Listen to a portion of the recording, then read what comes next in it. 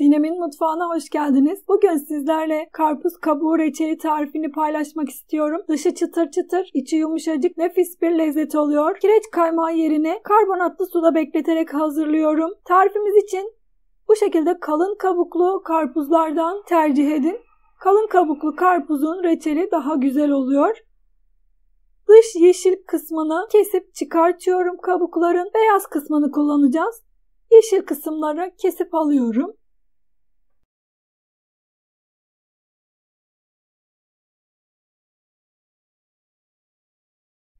Bir parmak genişliğinde kesiyorum.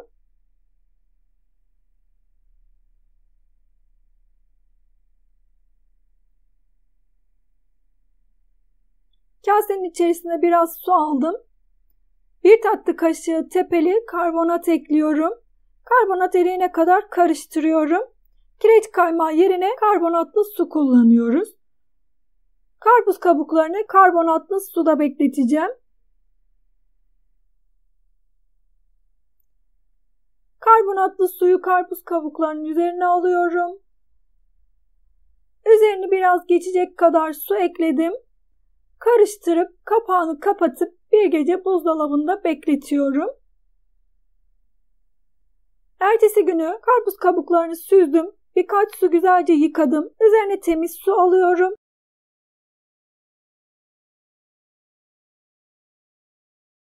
Ocağıma aldım. 5 dakika kaynatıyorum.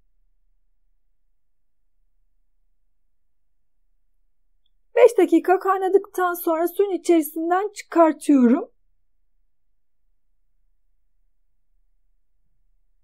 5 su bardağı toz şeker, 4,5 su bardağı su ekliyorum. Şeker eriyene kadar karıştırıyorum. 5-6 tane karanfil ekliyorum.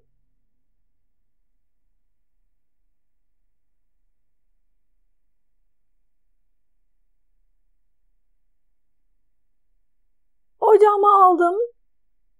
1 çay kaşığı limon tuzu, 1 çay kaşığı tereyağı ekledim.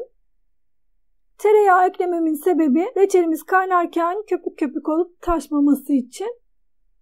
Şekeri eriyene kadar karıştırdım. Şeker eridikten sonra karpuz kabuklarını ekliyorum.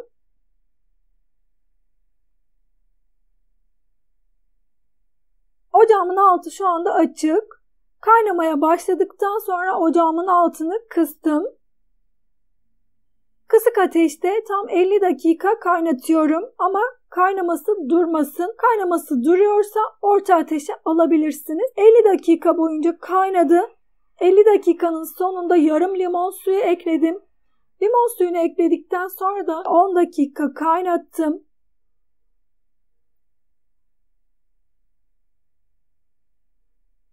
Dakikanın sonunda reçelimiz hazır.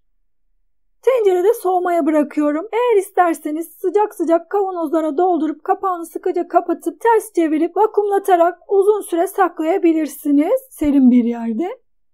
Reçelim soğudu. Nefis bir lezzet oldu. Umarım sizler de dener ve beğenirsiniz. Denedikten sonra yorumlarınızı bekliyorum. İzlediğiniz için teşekkürler. Bir sonraki tarifimde görüşmek üzere. Hoşça kalın.